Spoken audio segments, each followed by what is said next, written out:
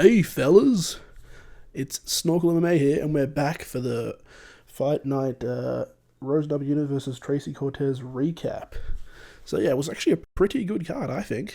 I mean, I wasn't really on the insane bandwagon that a lot of people were saying it was like completely like ridiculously shit. I thought it was alright. Like next week, okay, you can say that's some dog shit. Next week is actually going to be tough to sit through. But, you know, honestly, my opinion on these like pretty shit fight nights recently is I only watch UFC. I don't know if you think that makes me a casual or what, but because I only watch UFC, I don't even care if they have shit fight nights on. I'd rather have a shit fight night than watch Bellator or PFL or some shit. So that's kind of my opinion. I don't really mind how they have like pretty subpar fight nights as long as they're like regular. You only really need the pay-per-views to be good, and like 1 out of 3 a month is good. That's good enough for me, honestly. More than good enough. Okay, so I did not do very good on picks. 5 out of 12. Fucking rough. I was honestly considering just deleting my last video and starting again this week with predictions, but nah, I want to get some videos out to try and grow, so I'm going to keep it up, even though it was fucking awful, like 5 out of 12. But I mean, it was a very unpredictable card, and that no contest pretty much cucked everyone from 1. So if I had got that no contest, because Brundage would have lost, so I would have got 6 out of 12, which would have been, Anyway, let's go to the first fight. Evan Elder versus Darrius Flowers. Now, I didn't actually make a prediction for this one because the card got changed about 40 fucking times, and the first fight got changed about 1,000,000 times as well. But this fight got added, I don't know. It must have got added like a day before the event or something. But yeah, it was a pretty alright fight. It was a good way to start off the card. I don't mind Darrius Flowers. Like, he's easily recognizable because of that chest tattoo he has. But I don't know what. I don't remember him doing this last where he's like emote spamming on Evan Elder. Like, he was like emote spamming the whole of the first round, not even doing anything. Like, he was getting outclassed on the feet, but he was just emote spamming, acting like he's like way better than Evan Elder for some reason. I don't know where he got the idea that he was better than Evan Elder. But it was funny as fuck. He's like emote spamming until about 3/4 through the round. And then I was watching, I can't even remember what the fuck happened. He fell over. It didn't even look like Evan Elder's punched him or anything. I don't know, Evan Elder's might have tripped him or he just fell. Then Evan Elder was on top of him for the rest of the round, so I gave round 1 to Elder. I don't think Darrius Flowers really did anything. And then you could tell, like, on the stool, he even said, I can't breathe out there, whatever, because of the elevation. So then, round 2. Round 2, Darrius Flowers comes out. Evan Elder hits him with a low blow. It was a low blow. It was a legit low blow, but you could tell it like kind of skimmed off the cup.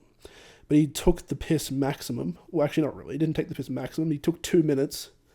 I guess he could have taken 5, but he was getting booed heavily, so I think he was planning to take 5, but he couldn't handle the boos, so he gave up after 2.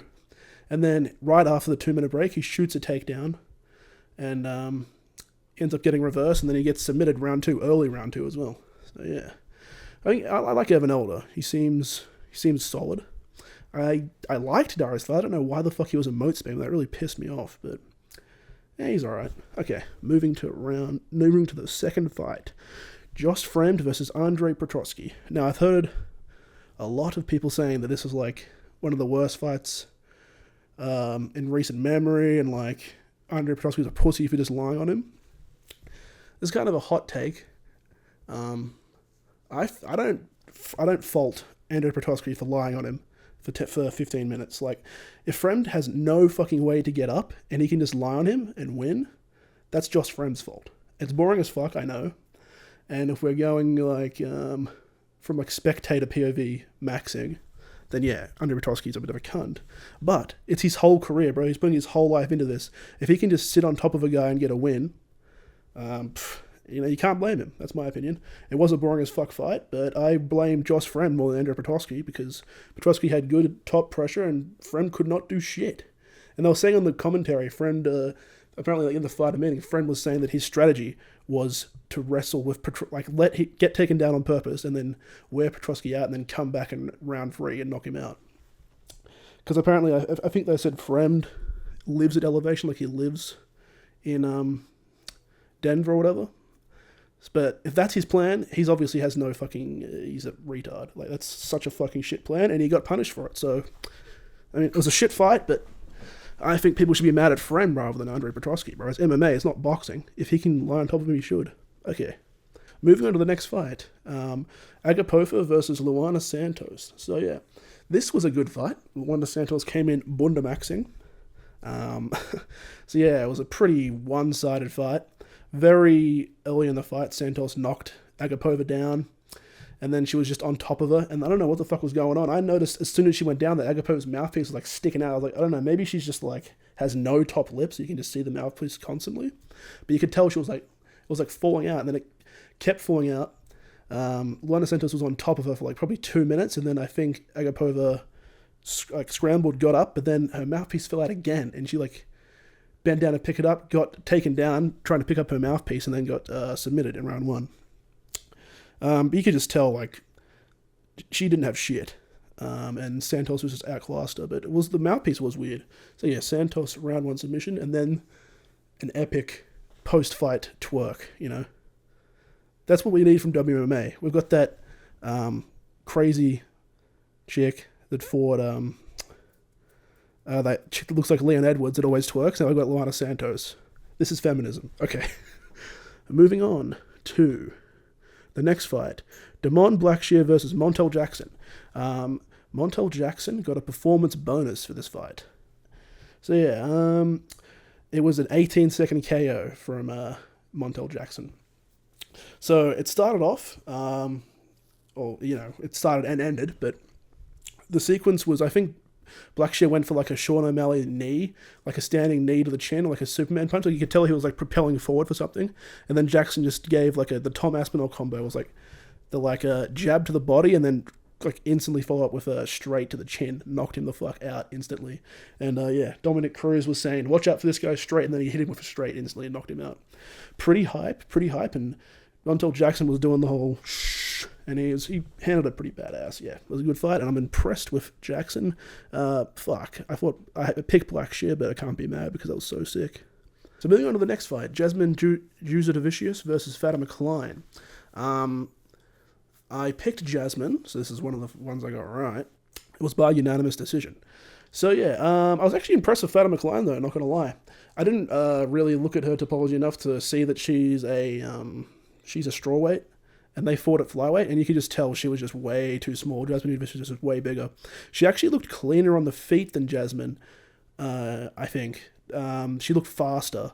I think Jasmine was doing more damage per strike, and then Jasmine just got some good takedowns and just rode her out. I think Fatima looked really impressive round 3, because there was like she was able to stay on the feet a bit in round 3, and she was like rocking Jasmine Jasudavicius, but she was just too big, and I think she was just more well-rounded, and just laid on top of her a lot.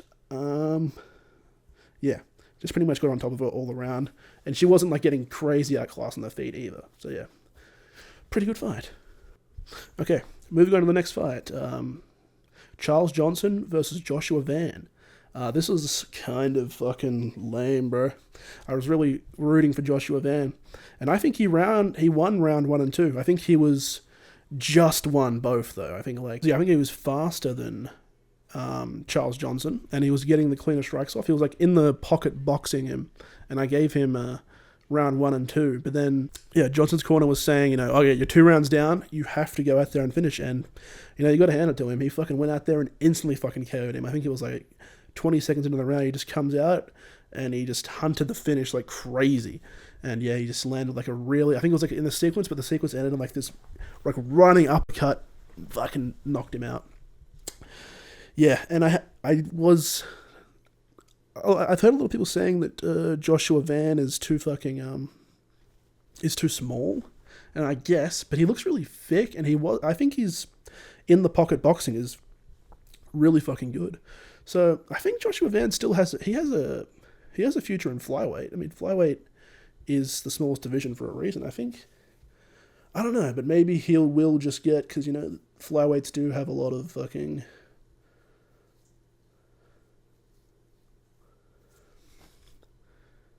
I mean, you got to think, like, the top flyweights are all fucking tiny. Are you saying that Joshua Van's that much smaller?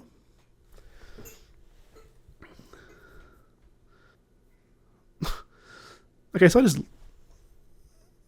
I just looked it up, and apparently Kai Kara-France, Pantoja, and Van are all 5'5".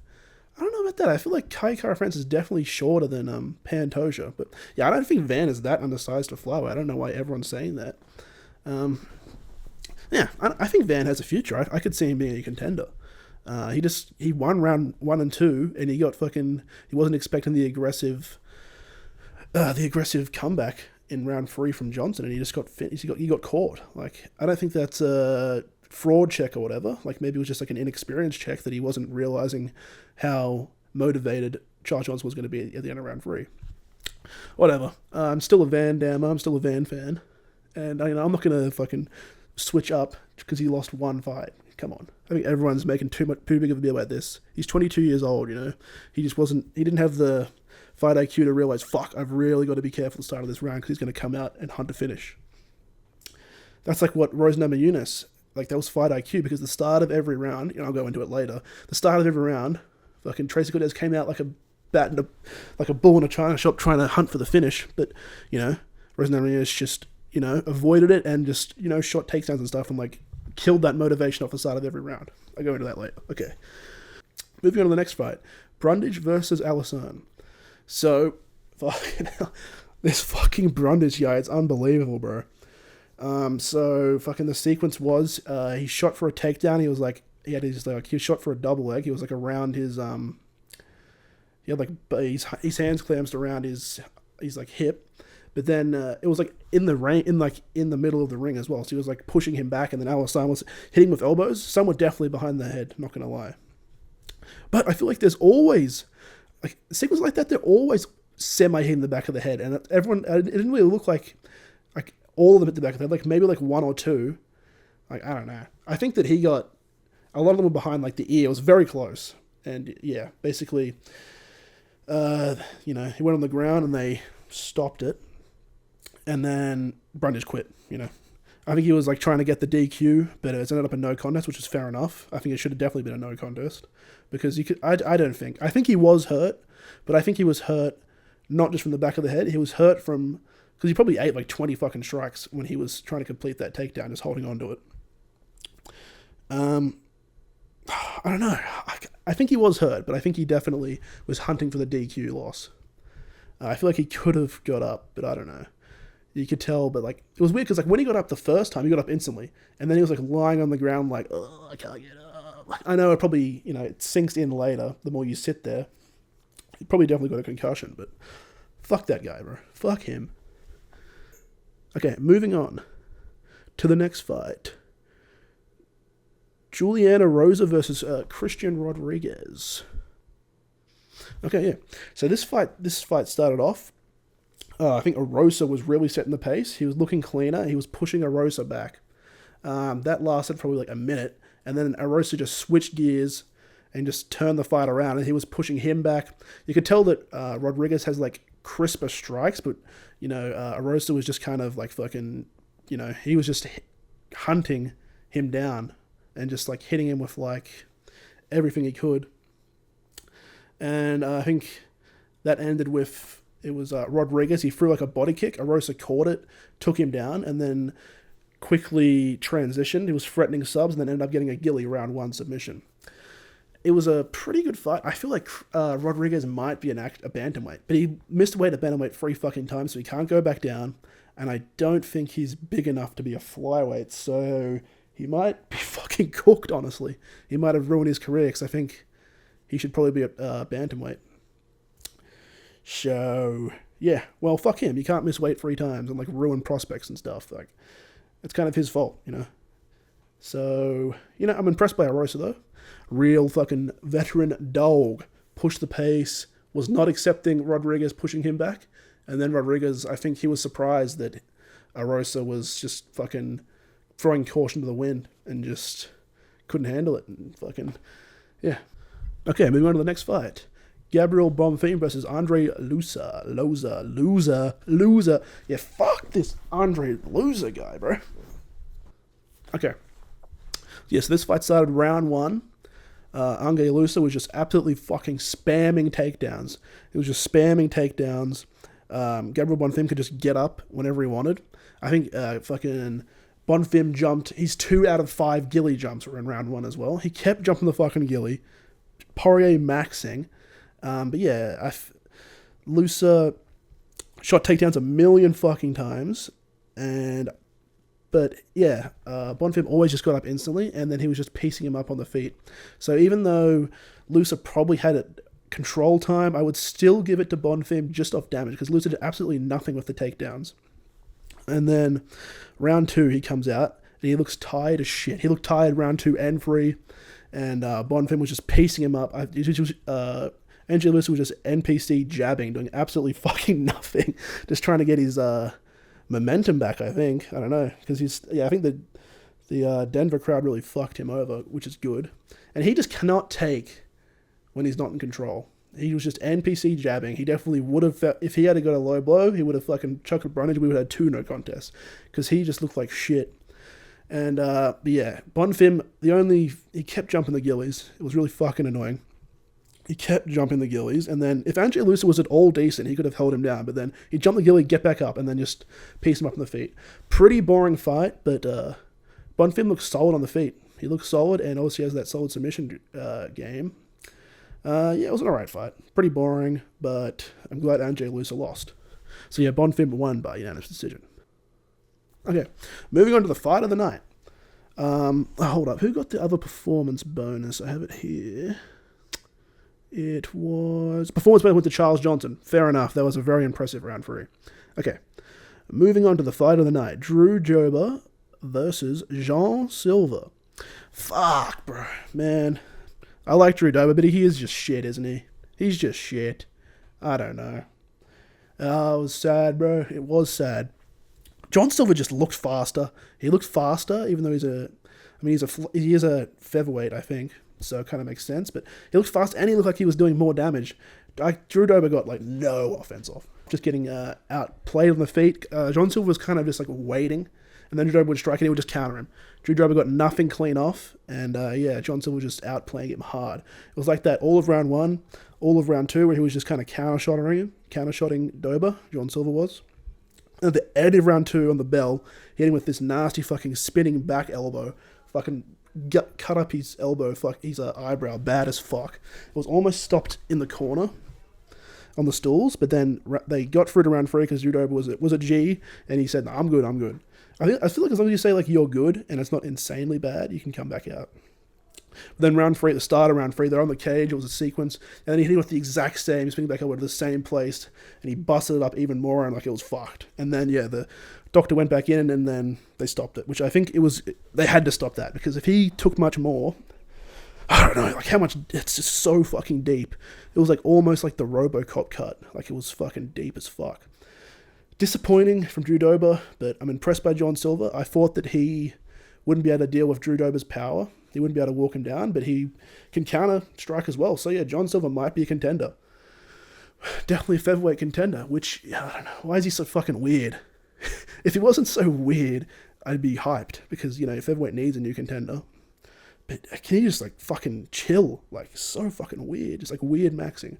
But, impressive. Very impressive. Okay, moving on to the next fight. The co-main. Ponzinibbio versus Salikhov. Honestly, I had it scored for Ponzinibbio. I gave him round 2 and round 3. But who gives a fuck? That was I really did not like that fight. And the commentary team, fucking Dominic Cruz, was going, "Oh, everyone's booing, but this is a fucking striking showcase." Striking showcase of what? They were throwing one strike a minute each. Fucking, oh shit. Round 1 was pretty good, because Salikhov was just spin spamming. It was spin kick spamming, and he was doing it from different levels, so he couldn't really counter it. That was cool. But other than that, they just looked so shit. They were just old and shit. I don't know. I thought that was fucking boring. That was a boring fight. I at least respected the Petroski fight, because he showed good wrestling. They didn't show anything good in this. They just showed they were fucking old and boring, bro. Shit fight, and I don't give a fuck that Salikhov won. Yeah. Not to be a hater or anything, but yeah, I don't know. Boring fight. But yeah, I did give it to Ponzinibbio. I think round 2 and 3 were very fucking close on the feet, and he did get a takedown. He didn't do anything with it. It was in the last 10 seconds, but I thought that was enough to just sway it over to Ponzinibbio.